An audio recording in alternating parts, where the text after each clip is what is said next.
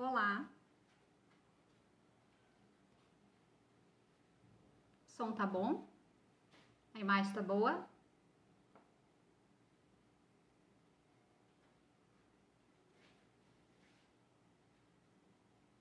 Olá. O som tá bom? A imagem tá boa?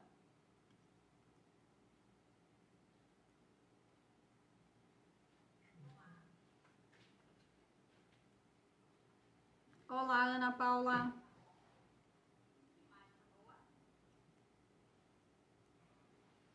Marcos, Joyce, meus alunos, olá.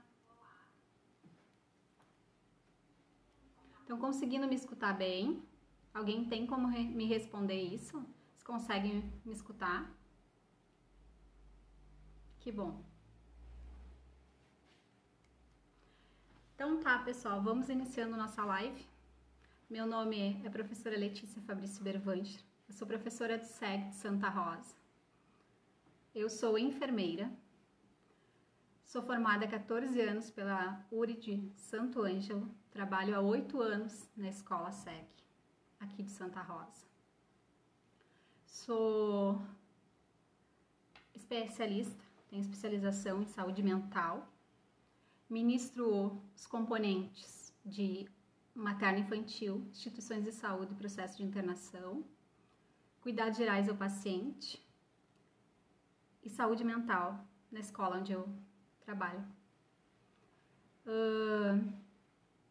Também já dei aula para os cursos de radiologia e farmácia. Então, bem-vindos, sejam bem-vindos à nossa live. Espero que estejam me escutando bem e nossa imagem esteja ok. Ah, que bom. Estão conseguindo, a Valkyria me disse que tá conseguindo me escutar bem, então, que bom. Pessoal, para quem tá entrando agora, tá? Eu vou me apresentar. Meu nome é Letícia Fabrício Bervanger, eu sou professora do SEG da Escola Santa Rosa, aqui em Santa Rosa.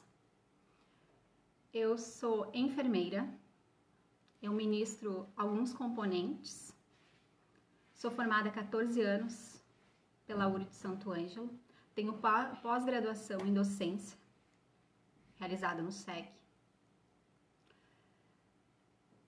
Eu pensei hoje, então, falando do nosso tema, acolhimento ao paciente de risco, abordar com vocês, tá?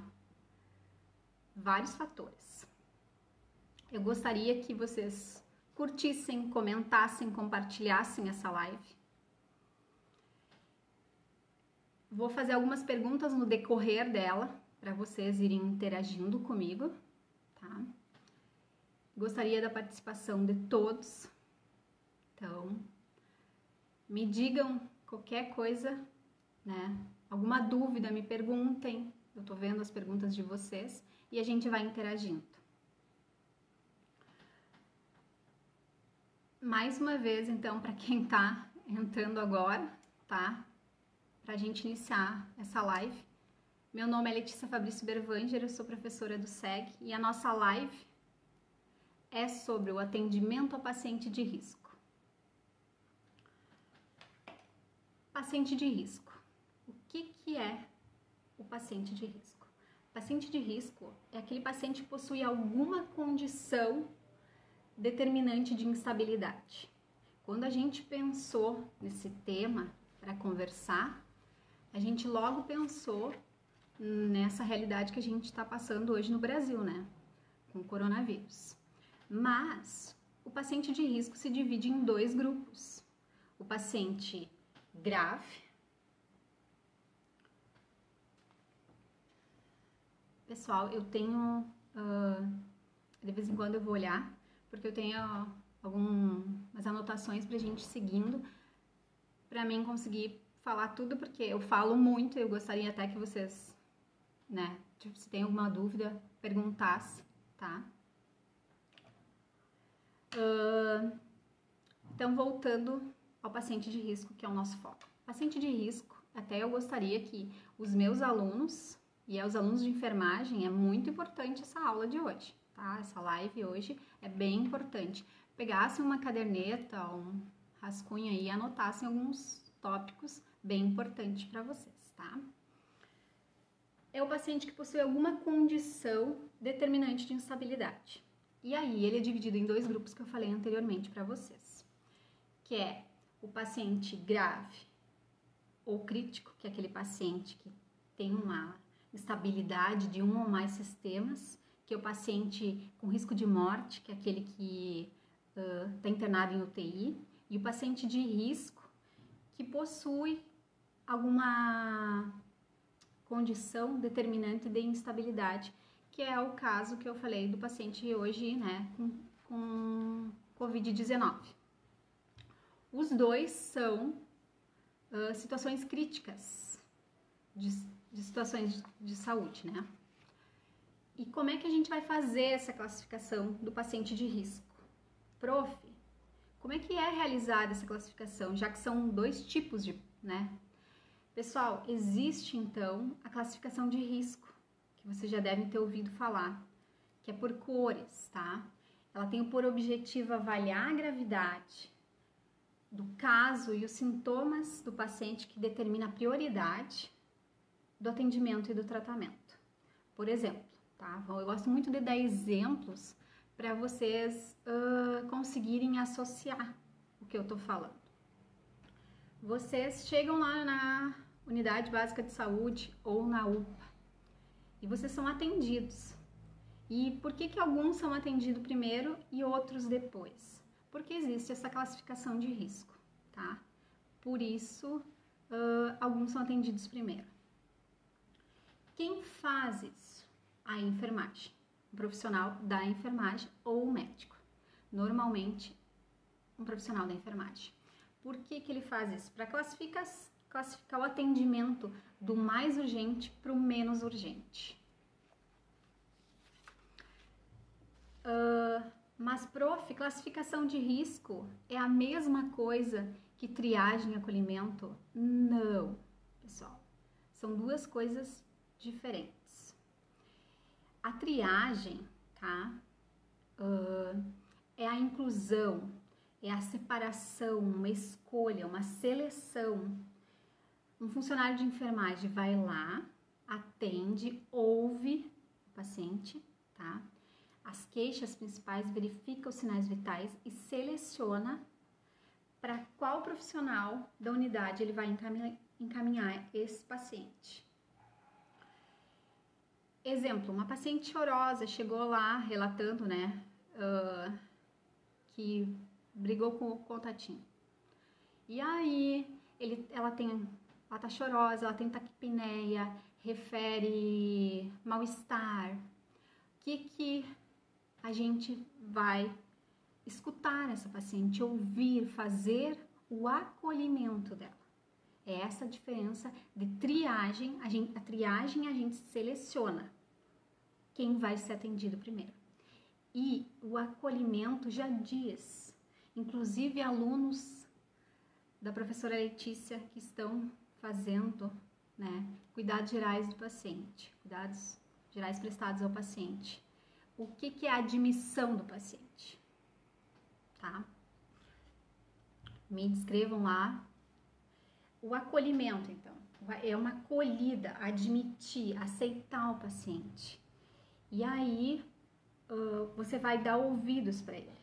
Ele vai falar. E muitas vezes, tá? Oi, família. Muitas vezes você vai estar já solucionando o problema dele. Por quê? Porque ele foi bem atendido, ele foi bem acolhido e nada mais era de uma crise de ansiedade.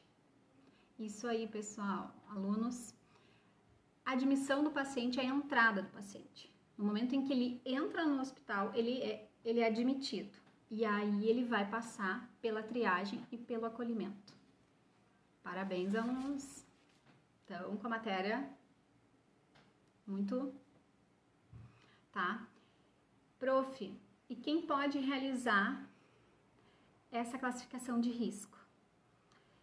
voltando ao que eu falei anteriormente, um profissional da área da saúde, devidamente capacitado tecnicamente e cientificamente, né?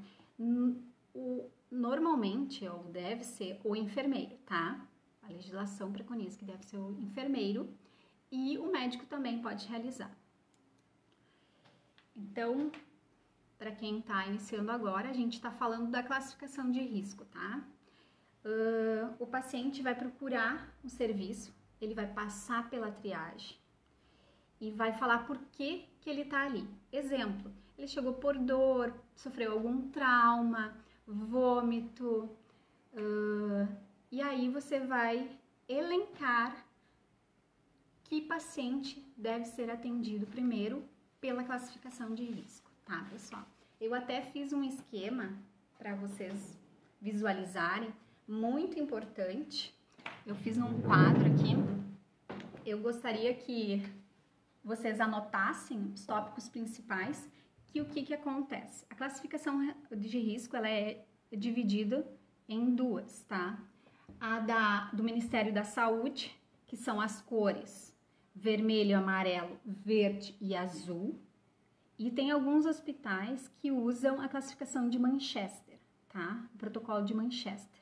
Que aí, além dessas cores, pessoal, vai a cor laranja, tá? É a única diferença do Ministério da Saúde, da classificação de risco do Ministério da Saúde, né, para o paciente de risco lá, quando chega na unidade básica de saúde ou na UPA, ele então passa por uma classificação de risco, de quem vai elencar aquilo que eu falei para vocês, de quem vai ser atendido primeiro.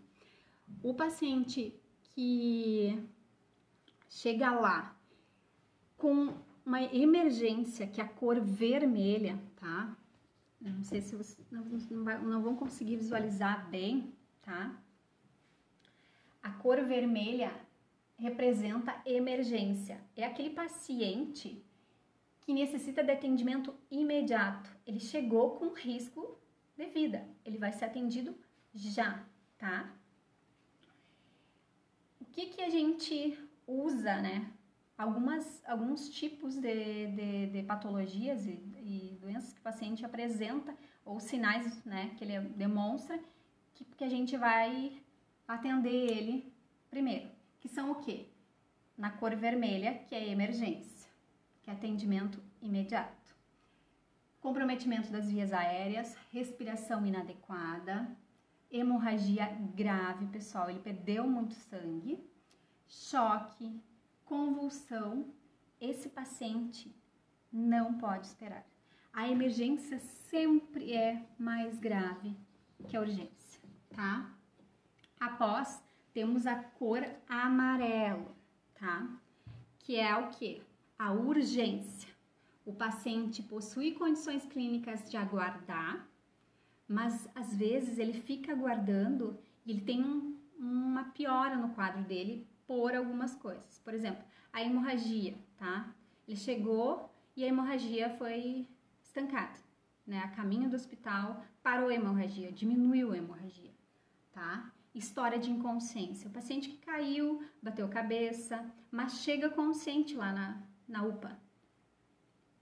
Ah, mas é igual, a gente tem que ficar de olho, porque às vezes o paciente pode vir a ter uma convulsão, apresentar, né, alguma alteração.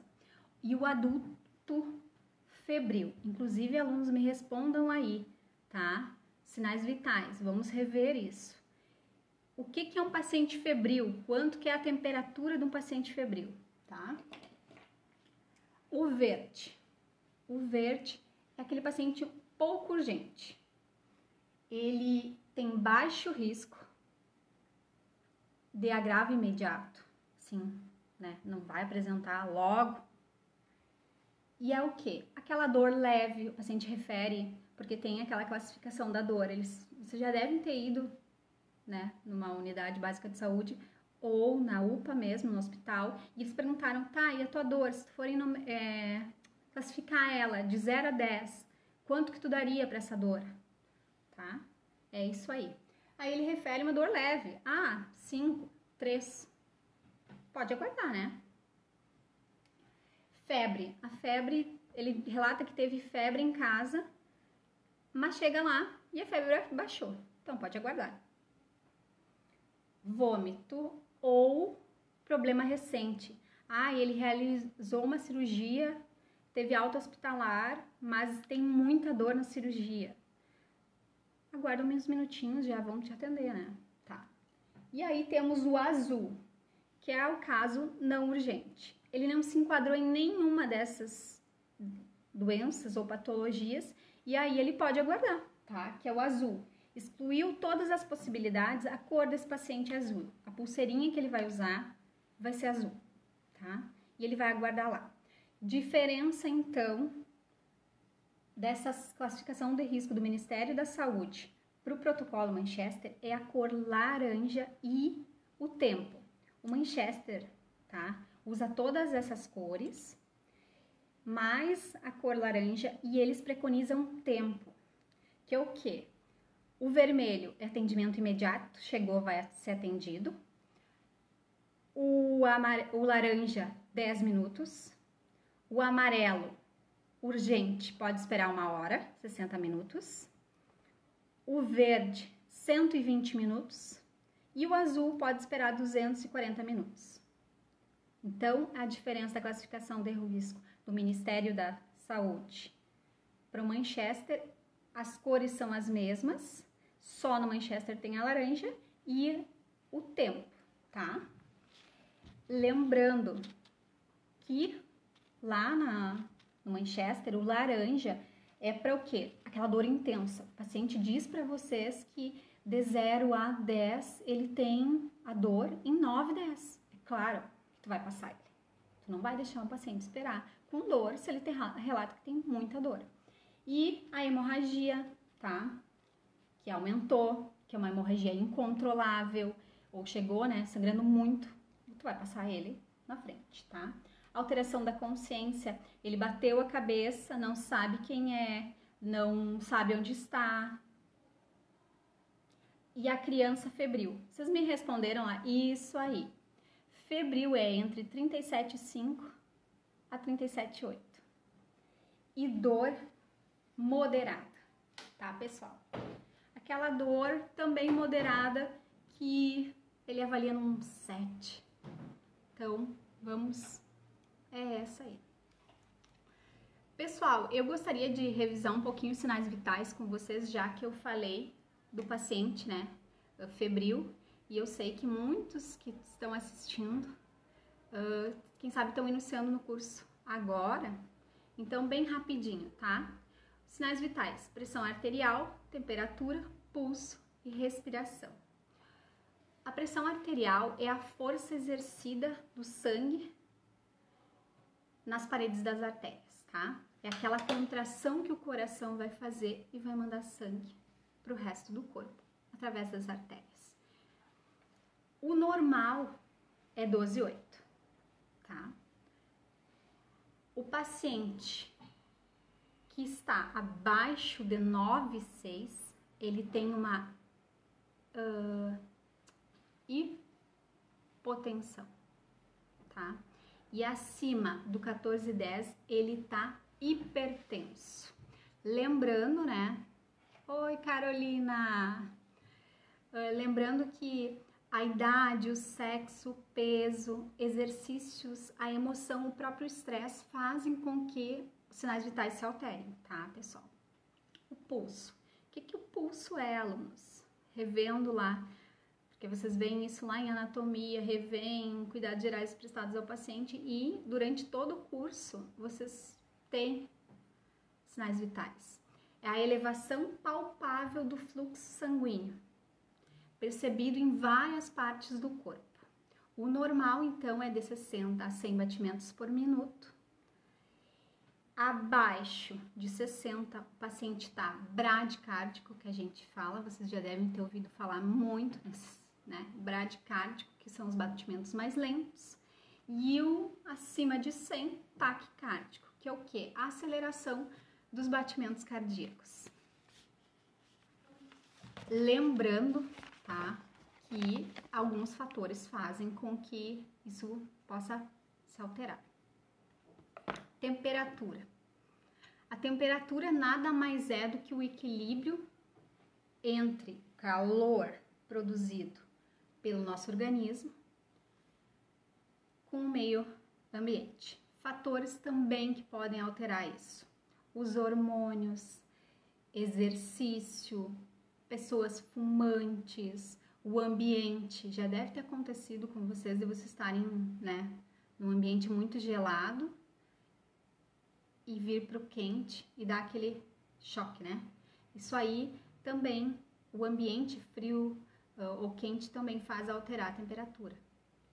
Ainda mais nessa época que às vezes o ar-condicionado tá em 18, né? Então, eu perguntei anteriormente para vocês o que era febril. Febril, uma aluna já respondeu, que é entre 37,5 e 37,8. O normal seria 36, 37. Acima, tá? De 37, 37,5 a 37,8 é o febril. Depois nós temos, então, 38 a 40, a hipertermia, tá? E abaixo de 35, ou marcando 35, nós temos uma hipotermia. Tu coloca o termômetro, deixa os 3 minutos lá no paciente, ou espera ele apitar no termômetro digital e tá em 35. Opa, vamos, né, ver o que está acontecendo. E aí vamos falar da respiração. O que é a respiração? É um movimento de inspirar e expirar. Vocês vão inspirar, o oxigênio vai entrar nos pulmões e expirar, o gás carbônico vai sair, tá? Vai ser liberado. O normal também é de 12 a 20 movimentos por minuto. Quando acontece abaixo de 12, o paciente vai estar com bradipneia, tá? Vai estar com a respiração lenta. E acima de 20, ele vai estar com taquipneia, que é a respiração acelerada. Pessoal, me respondam o que é dispneia, alunos. Quero saber o que é dispneia, tá? Muito importante, já que a gente falou um pouquinho da respiração, a gente rever alguns termos, né, clínicos lá da enfermagem. Lembrando, pessoal, seguindo a nossa linha, então, de raciocínio lá da classificação de risco, que a gente está falando do paciente de risco.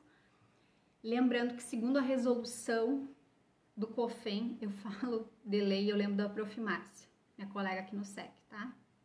Deve estar nos assistindo, né, Prof. Márcia? Um beijo.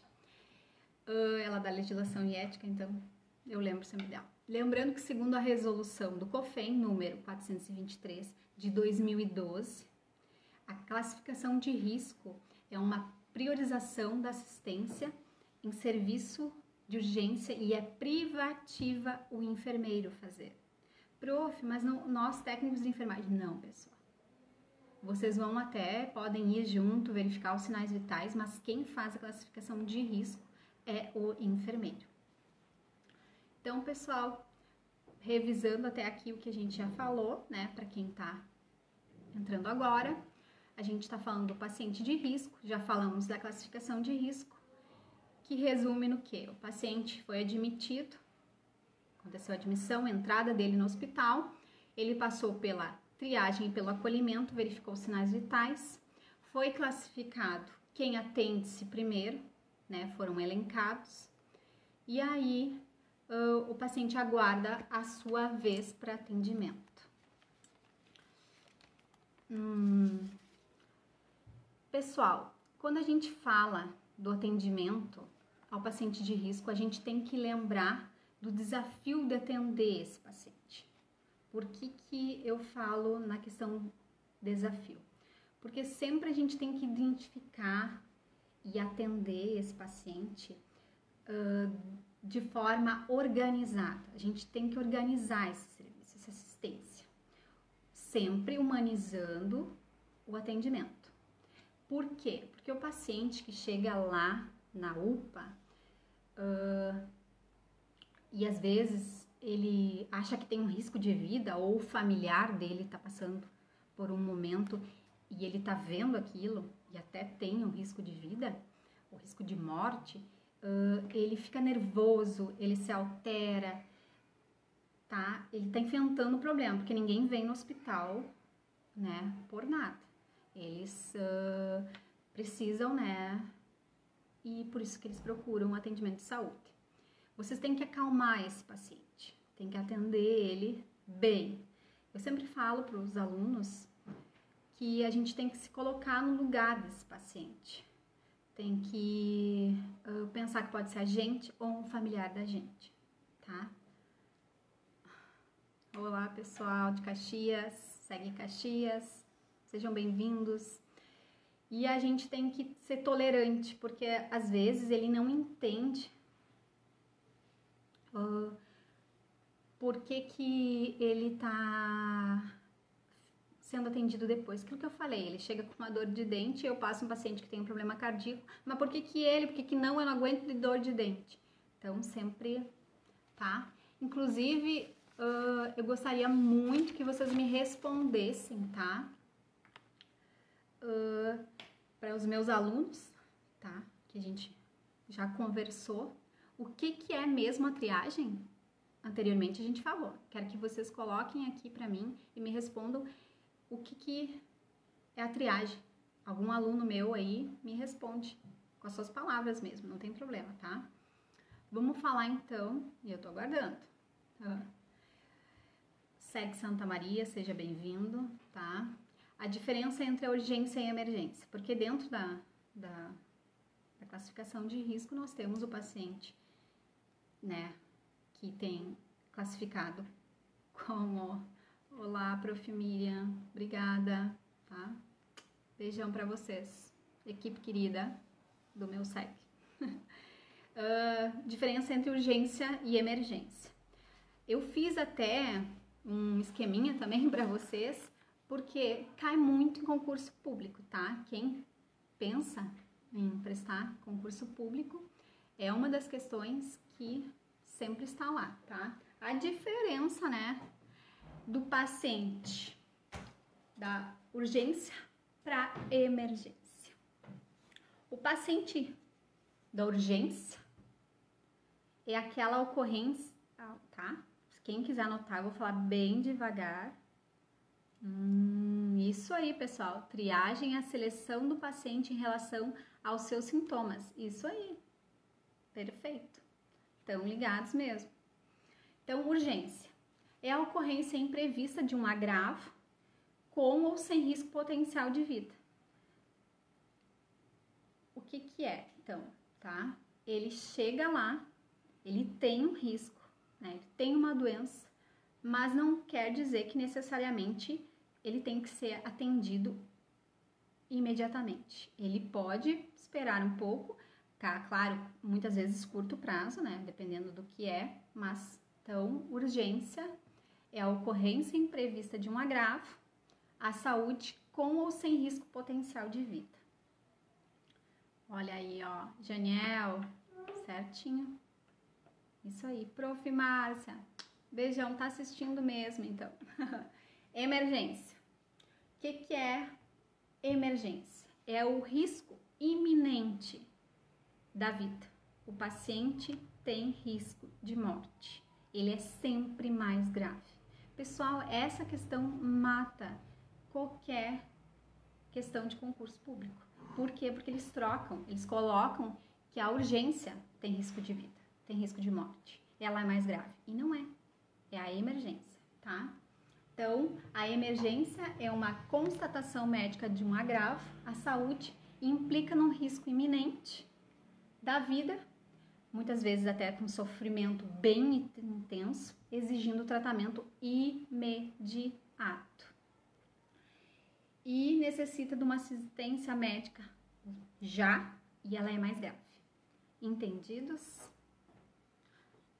Lembrando, né, pessoal, que essa live fica salva na página do Facebook do SEG e vocês vão poder acessar ela para visualizar e fazer essas anotações depois na caderneta, né, para os meus alunos, que eu gosto muito de que eles tenham uma cadernetinha e anotem tudo para depois lá no estágio terem aonde recorrer para pesquisar, tá?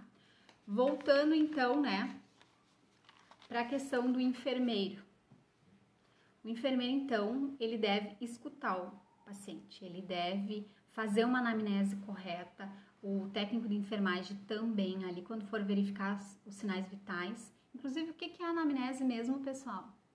Já falei lá em instituições de saúde, processo de internação e cuidados gerais prestados ao paciente. O que é uma anamnese do paciente? Vocês vão escutar ele, vão pegar uma história pregressa, porque muitas vezes ali vocês já vão ver que tipo de atendimento vocês vão encaminhar eles. César, isso aí. Chegamos então aonde eu queria falar e onde nós pensamos com esse título chamar a atenção de vocês para o paciente de risco que nós estamos enfrentando no momento, que é o paciente que tem suspeita de coronavírus,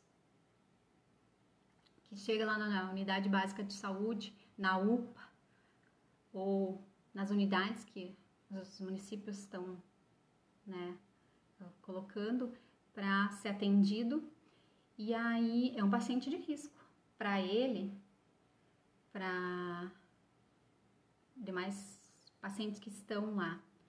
Eu quero abordar isso com vocês. Eu sei que vocês vão relatar, mas, prof, eu já não aguento mais escutar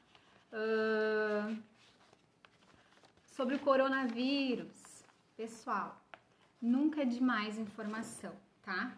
Até porque eu vou falar do grupo de risco que o coronavírus tem, que muitos falam em grupo de risco, mas muitos não têm conhecimento do que realmente é esse grupo de risco. Coronavírus. Vou falar um pouquinho dele, tá? É um vírus respiratório que tem o nome de coronavírus porque tem o formato de uma coroa, né? Quem deu esse nome lá para ele achou que ele tem o formato de uma coroa. Ele tem outros representantes na família dele, um inclusive conhecido há bastante tempo por nós, que é o influenza, né? E ele é um vírus novo dessa família. Ele é o irmão mais novo, eu gosto de dizer que ele é o irmão mais novo do influenza, tá? Ele é um novo membro, chegou lá, chegou chegando, né, pessoal? Ele causa uma infecção respiratória, tá? Para aquelas pessoas que não têm uma imunidade prévia, tem uma grande apresentação clínica. Quem tem a imunidade alta vai apresentar, pode até ter o coronavírus, não estou descartando a hipótese, mas ele pode apresentar sintomas mais leves, ele vai conseguir ficar em casa fazendo seu tratamento tranquilo.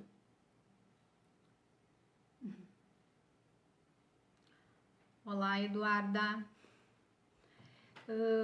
Voltando então lá, né, para quem não tem imunidade alta, tá mais suscetível a pegar e apresentar a forma clínica mais grave. Quais são os sintomas que ele apresenta? Ele normalmente é uma gripe, ele pode ser considerado uma gripe. O que difere ele, tá, dos demais é a febre alta, de 2 a 3 dias. Esse paciente vai apresentar uma febre contínua de 2 a 3 dias. A tosse, que é uma tosse, né, persistente, não é uma tosse de um resfriado leve. E aí, a falta de ar, que é o que a gente tem que ficar alerta. Inclusive, são chamados de sinais de alerta a falta de ar e a febre persistente, né, por 2 a 3 dias, contínua. Alguns pacientes também relatam dor nas articulações, dor no corpo. Oi, Juliana. Eu gostaria, assim, que vocês me dissessem, estão escutando bem? Tá tudo tranquilo? Tô falando, vocês estão conseguindo acompanhar o meu raciocínio, tá? Dúvidas? Podem perguntar, tô aqui. E como é que esse vírus se dissemina, pessoal? Pela transmissão, a transmissão principal dele é pelas gotículas, tá?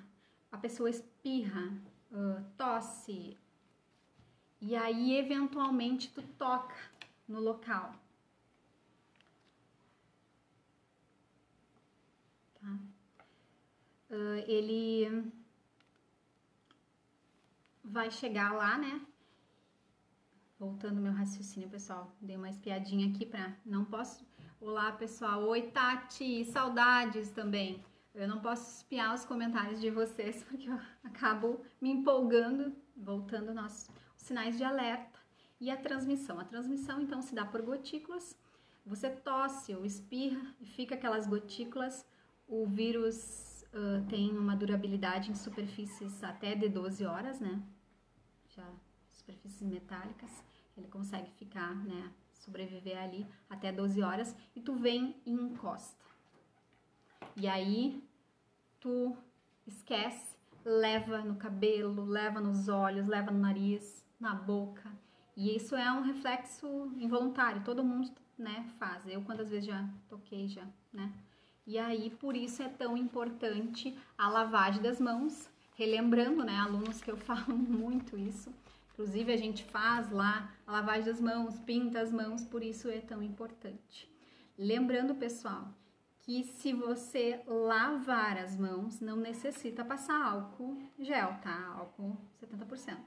Você usa o álcool gel para questão de que você você foi no hospital para ser atendido e não tem como lavar as mãos, não, digamos que não tem banheiro ou o banheiro está ocupado e tu tocou na porta, né, na maçaneta lá para abrir, para ser atendido. Até o momento, então, não existe tratamento específico para esse vírus. Os pacientes são tratados com medicamentos para alívio dos sintomas e um suporte de vida, tá? Para aqueles que estão mais graves, se faz o suporte de terapia, né, com respirador, quando apresentam aquela dificuldade grave para respirar. Recomenda-se a ingestão de líquidos, tá?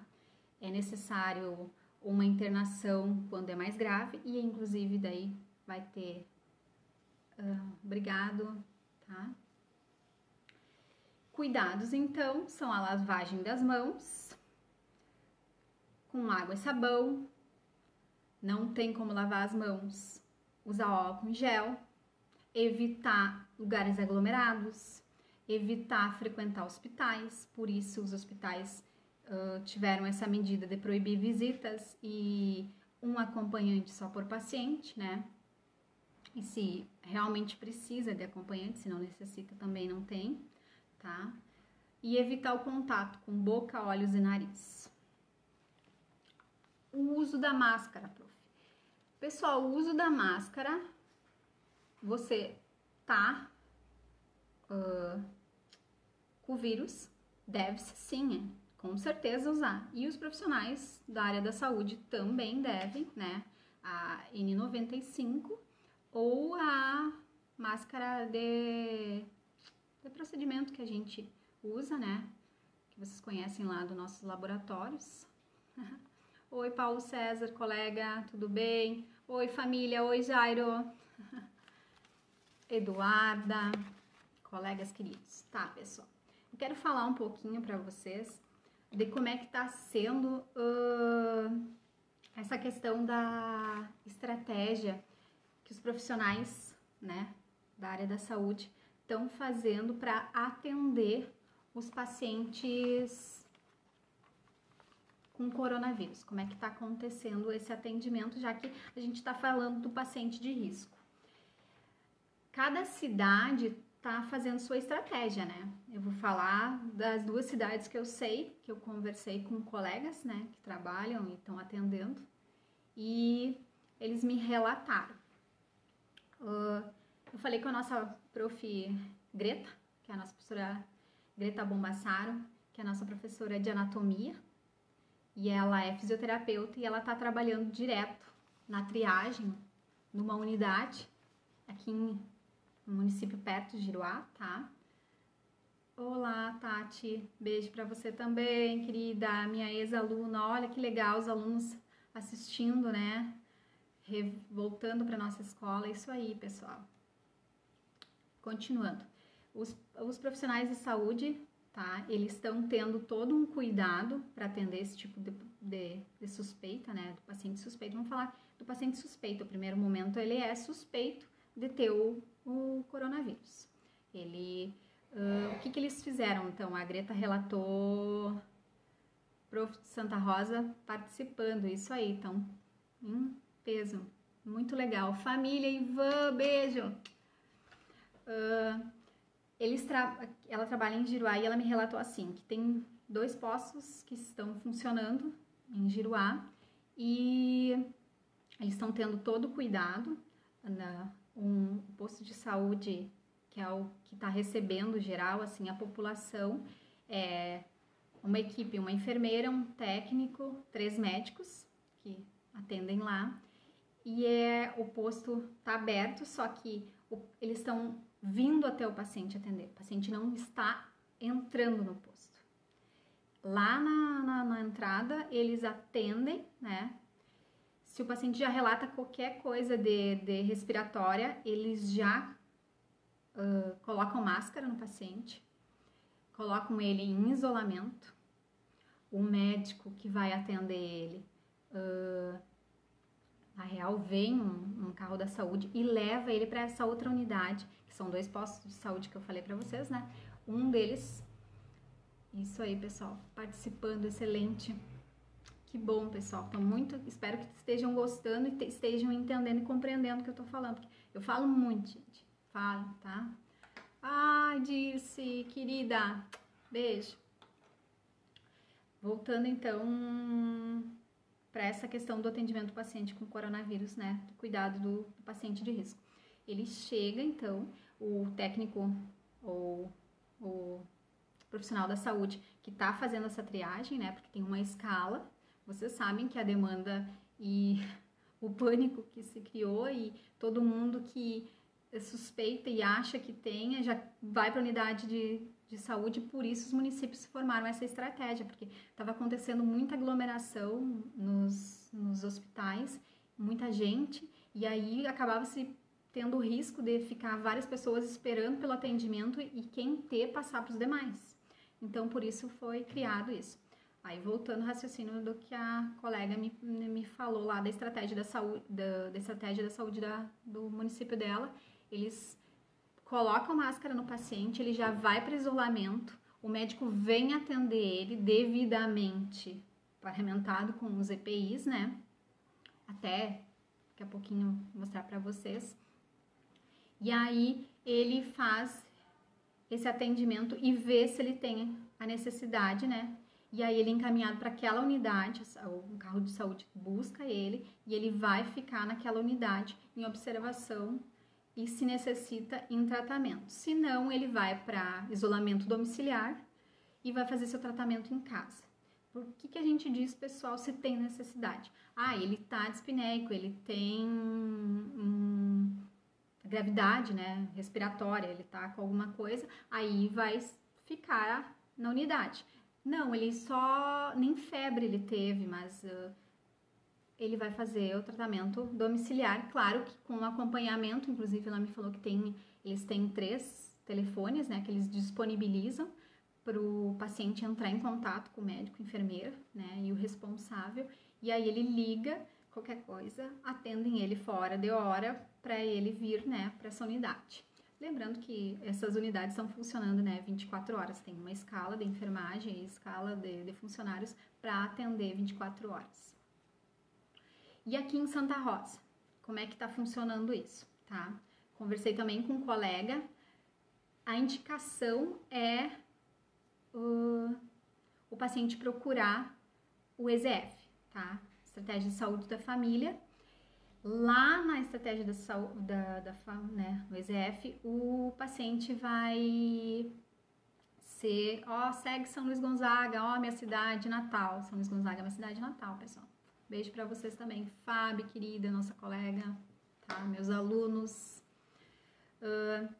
Ele, voltando para Santa Rosa, como é que a gente está fazendo? Eles são atendidos, primeiro, a princípio é para ir na estratégia de saúde da família. Aí o paciente é atendido lá. Se ele tiver suspeita ou fizeram aquela triagem, aquele acolhimento, aquele classificação que eu falei para vocês lá, e tem a necessidade, a gente já está encaminhando ele pro Abosco, pro Hospital Abosco, que ficou aqui como unidade, né, de atendimento de suspeitos ou pacientes com coronavírus. Aí ele já é encaminhado para lá devidamente ele já é atendido pelo médico para fazer uma avaliação, tá? Que o quê? Que os médicos vão fazer o acolhimento junto com a enfermagem, se coloca esse paciente em isolamento, tá numa sala com máscara, o médico também vai entrar para atender junto com a enfermeira ele, né? Porque se o EZF fez o acolhimento, fez a triagem e acha que tem necessidade de mandar para lá, provavelmente é uma suspeita quase confirmada do coronavírus, né, pessoal? Só que daí tem aquele risco, né, para a equipe, mas por isso nós devemos usar os EPIs. Kátia, Porto Alegre, legal, nos assistindo. Eles devem usar os EPIs para se proteger, pessoal. Isso eu achei muito bonito, as manifestações que teve no Brasil, das palmas, para o pessoal da área da saúde, porque a gente realmente é a linha de frente, né? A gente tá ali, enquanto a gente relata, né, para os demais população permanecer em casa, a enfermagem tá ali. Vamos falar os profissionais da saúde em geral. Claro, lembrando, não é só os profissionais de saúde, mas todo hospital, os policiais, vamos falar de toda a rede essa que tá junto aí para atender, né? Voltando lá então, para o que eu estava falando da questão do cuidado para o profissional da saúde não se contaminar com o vírus ou o paciente não passar o vírus para os demais. Se coloca ele em isolamento e o médico, devidamente, né, que nem eu falei para vocês, paramentado anteriormente, com os EPIs, vai entrar numa sala preparada para atender esse paciente e aí ver que tipo de caso se necessita, né, permanecer internado, se vai precisar de um suporte respiratório, né, que é o suporte de vida, que eu falei para vocês. Claro, com todos os cuidados. Quais são todos os cuidados, pessoal? Usar touca, óculos, máscara, luvas, avental, tudo descartável, tá? Agora eles estão usando muito o macacão, tá? Descartável, porque o que acontece? O macacão protege, né? Bem assim, tu fecha, fica totalmente fechado. Eu perdi o tempo. Oi, alunos. Tiago, seja bem-vinda. Tati, mais uma vez. Beijo. Eu quero mostrar para vocês também a questão dos EPIs, tá? Que eu falei para vocês que agora o pessoal da saúde está usando, né? Eu não sei, peraí que eu vou aproximar aqui para vocês verificarem, visualizarem, tá? Eu trouxe até para vocês verificarem um maneco, tá? Devidamente, então, vocês estão conseguindo visualizar bem? Que tá, ó, com o que eu falei pra vocês, o macacão, óculos, a máscara, né? Esse é com val, né? Tem algumas que a N95 não tem com val, é sem val. Pode ir. Seguindo. Desculpa. Olá, família! Oi, tia! Beijo! Ó, pessoal, minha família tá assistindo em peso aí. Eu queria agora que vocês, né, me dissessem, então, que eu perguntei anteriormente para vocês, o que é triagem e o que é acolhimento. Eu queria que vocês alguém aí me responde a diferença entre urgência e emergência, tá? E por que coronavírus tem esse nome? Até para mim ver se vocês estão ligados aí na nossa live.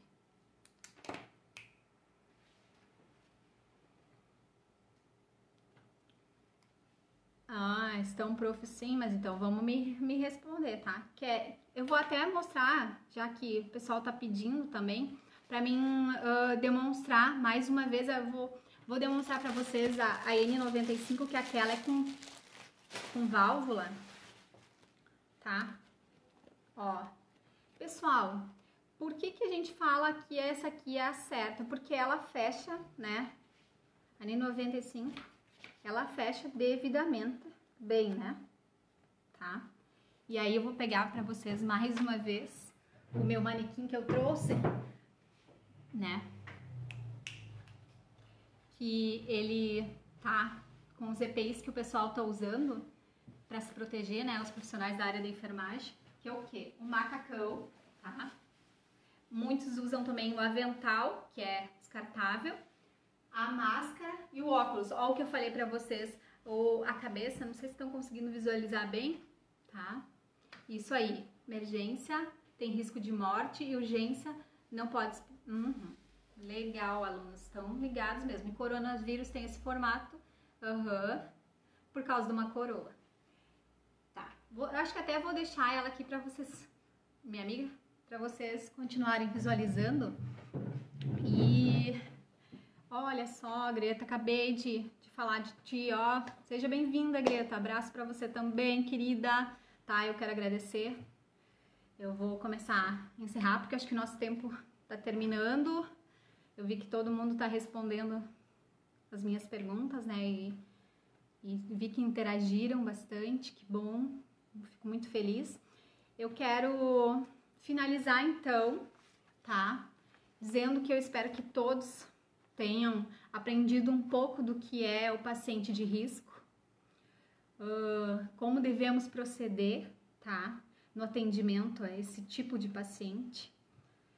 Eu quero também alertar vocês quanto ao coronavírus, né? Dizer para vocês que a gente sim deve ficar alerta, mas não devemos criar pânico, tá? E quero agradecer a presença de todas vocês, lembrar mais uma vez, então, que essa live fica salva lá na página oficial do SEG. Quero que vocês continuem acessando o AVA, tá? Para darem sequência no curso de vocês. Em breve estaremos todos juntos novamente em sala de aula. Agradeço a minha equipe de Santa Rosa, agradeço a toda a rede SEG, um beijo para os colegas e funcionários de Santa Maria, de Porto Alegre, de Juí, de São Luís Gonzaga, de Santiago, de Cruz Alta, de Caxias, de Novo Hamburgo. Quero agradecer muito, de coração, a todos vocês por terem participado. Quero agradecer ao Matheus pela oportunidade, agradecer a nossa diretora, Prof. Tere, as coordenadoras pedagógicas, a minha coordenadora pedagógica, a Miriam, os demais colegas, todos. Em especial, então, quero agradecer essas duas colegas que me auxiliaram, que a Prof. Márcia na questão da legislação e a Prof. Greta, né, nessa troca de informações para a gente poder melhorar sempre para vocês. E eu vou encerrando por aqui. Beijos a todos vocês, tá? Beijo no coração, fiquem bem. Não esqueçam, alunos, vamos acessar o AVA, tá? Essa live fica salva lá para vocês anotarem. Fica salva na página do Facebook, visualizem quantas vezes necessitarem para vocês fazerem as anotações de vocês. Sigam nossa página no Facebook do SEG. Abraços. Boa noite.